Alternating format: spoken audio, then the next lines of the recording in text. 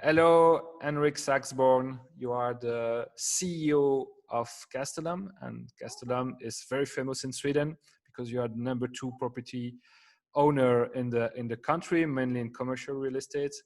And the reason why we got in touch here is because 1 year ago you bought UnitedSpace, which is one of the most important co-working operator in Sweden.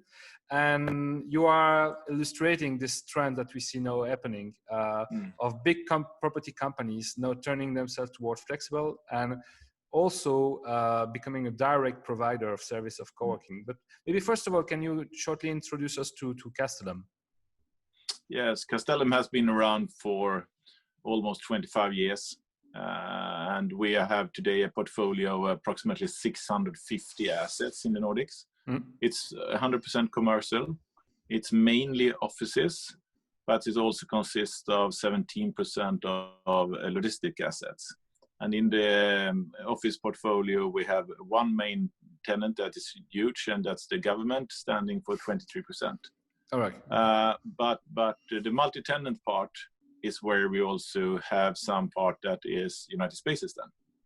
Okay, so UnitedSpaces today it's 6,600 square meter, I think. Yeah. It has been around for 20 years. They have, I think, 5 or 6 locations or more. At least they are in 5 cities in Sweden, in the most important cities. Yeah. So how is the integration going now? Because of course, any takeover, you have the challenge of getting people in, have the culture which needs to match, and definitely you come from 2 different horizons. So how is it happening now? No, it's going very well, and we have owned it more or less for a year, a little bit more than a year. I don't want it to integrate too much from the beginning because Castellum as a landlord is so large compared with UnitedSpaces. So simple. It's very simple for us to destroy the good culture in UnitedSpaces, and I don't want to do that.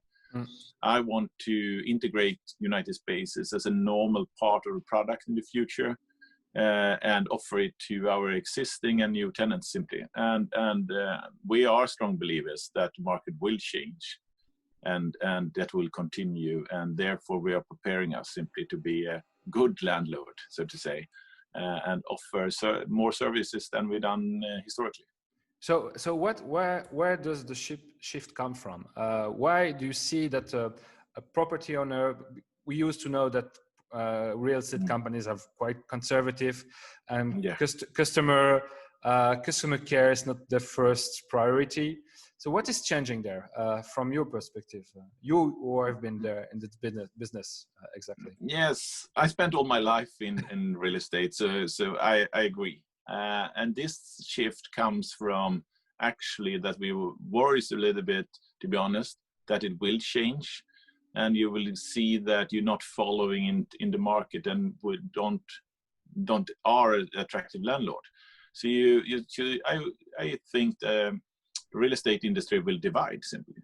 The ones that have offices and will continue doing it as just as an investment and buying asset management and property management. We have decided that we think it's the best for Castellum is to have our asset management, property management ourselves, and giving more and more service to the company to be attractive. As one part of that, we think we have to explore new services, and then we bought UnitedSpaces to learn us simply how this works. And what could happen if you don't do this move? According to you, what is the risk you have? No, the most part is that I'm worried about losing the contact with the tenant. 100% will not be flexible spaces, but maybe it's so easy for me when people call up and say that, Henrik, can you help me? I need to start a new office in Stockholm or Gothenburg. Now I can say it's no problem. You can move in tomorrow. Yeah. And then I really, for myself, feel the differences. Then earlier said, okay, you have to wait 3 months. We have to rebuild the office and so. So it's so attractive. And then when you learn the market that actually a flex space of co-working is not that expensive. and you have the flexibility, I think that will be a revolution in the market. Not 100%, but it will change. So I'm a very strong believer on that. What about the financial dimension? Because real estate was like the safest asset every investor put their money in. So the insurance company, everybody. Now turning yourself to a service company, a service industry. How do you explain your shareholders and your partners that indeed it was a risk taking? It was going that way, and at the end of the day, you will be better off because you are making that decision. No, but I think the other way around. It's like being the tax industry or the bank industry saying nothing will change. Yeah. That they said that 15 years ago. I can take that standpoint, but then I also will lose my market share. Yeah. Instead, we decided to increase our market share and say that we also giving the market a new product that we own instead of giving it away. Yeah. So I think it's very much similar for me like the taxi industry when Uber comes and so on and so on. And this is what could happen. So therefore I'm very concerned, and I maybe could take another view of it. I don't want to do it. I need to do it. Yeah. And that's my view. And so it's better to embrace the changes and the future than fight it. And that's what we're doing. And what about the risk of cannibalization? Because that's something also you could face. In any company who needs to innovate, faces that dilemma. How do you address it? No, I think it's, I hear a lot of that discussion, but I don't think it's an umbrella of changes. Yeah. Simply, a company comes to a car dealer and say, I need to buy 100 cars. Yeah. Normally, the company don't buy 100 similar cars.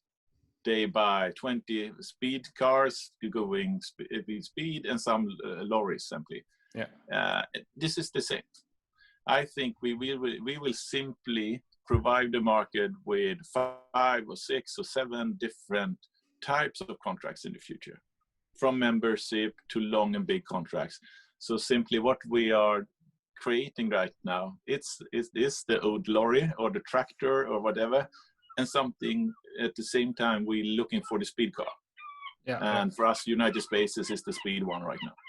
Okay, we hear the seagulls. It's awesome. Yeah. Oh, I can shut it down. No, it's no problem. No problem. Don't worry. No, it's very refreshing, and it's also refreshing to hear you saying that because it's unusual to hear that in the property market. You almost take care of the HR approach of your tenants and your customer. You were saying that actually your approach was, I want my tenants and occupiers to be able to be seen as attractive employers and recruiters. Yeah. And that workspace approach and the fact that you had hospitality provided with it was important also to anticipate also the needs of your employers maybe for the future. That's pretty new, isn't it? Yeah, I've seen this over the world when we have traveled and studied what's happening.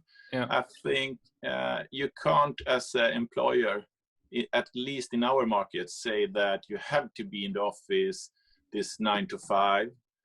You have to work in this time. If you want to be attractive, you have to also give flexibility, attractive workspace, attractive colleagues, or working in a space where to attract the best brains. So what we are doing is simply that we want the H&R officers in the company to be in love with Castellum. Yeah. If we can reach that in 10 years' time in the future, I will think we are the winner.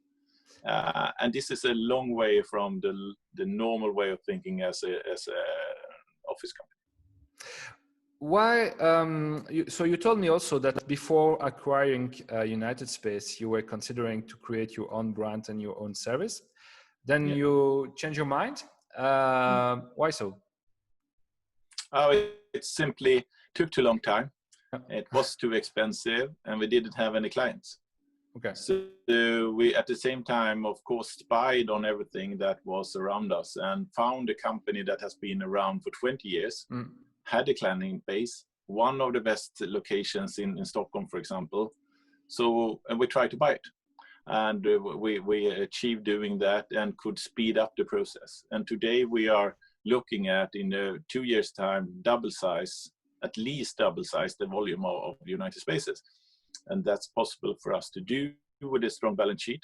Yeah. And we can also instantly, right now we're offering the UnitedSpaces services simply to 5,700 companies that we already have in the contract structure. And what about the impact of the COVID-19 crisis on this shift? Okay, we see that it was in the making. We know that the trends was already there, but now that we are in this crisis or trying to get out of this crisis, how impactful it has been in this whole approach and all these changes that you see happening? Now, I think it actually accelerated everything. Yeah. Like you heard everyone say, and we think that this was going to happen. 10% of the office staff is working. The office staff in Sweden is approximately working from home, what I understand 10% of your working time.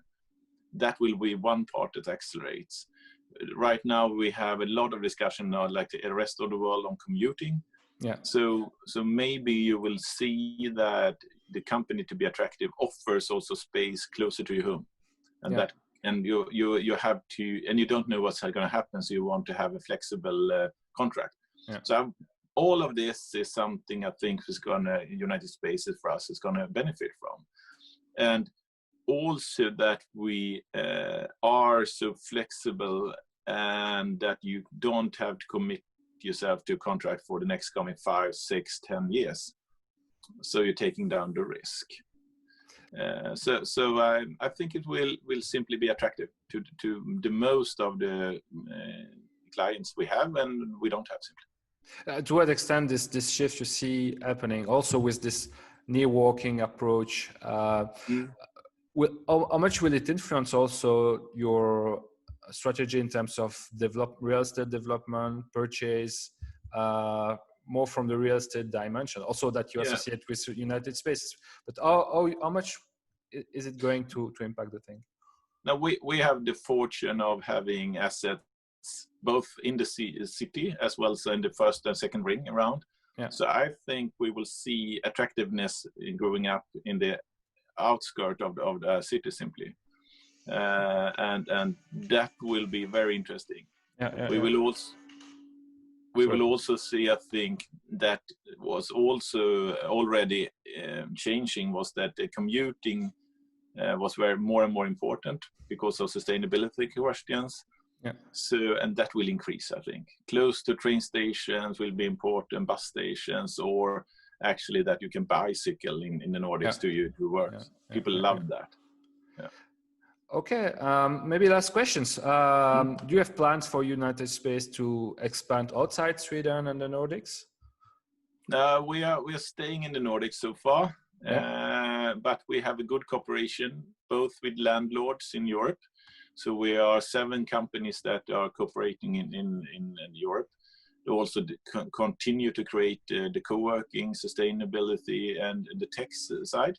So that we will continue doing, and UnitedSpaces also have a contract with global contract on other brands, and we will keep that. So for me, I have been working in our colleagues in London for one example, and then I would love to continue doing that when I visit London. So no, we have no plans for expanding outside the Nordics at this moment. Perfect. Thank you so much for taking the time to share your thoughts and your vision with us today. We hope to see you at the Coworking Europe conference in Vienna. Yes, hopefully. I hope it's possible to come, and I'm really looking forward for it. Thank you. And thank you so much, and all the best for UnitedSpaces and Castellum. Thank you. Bye bye.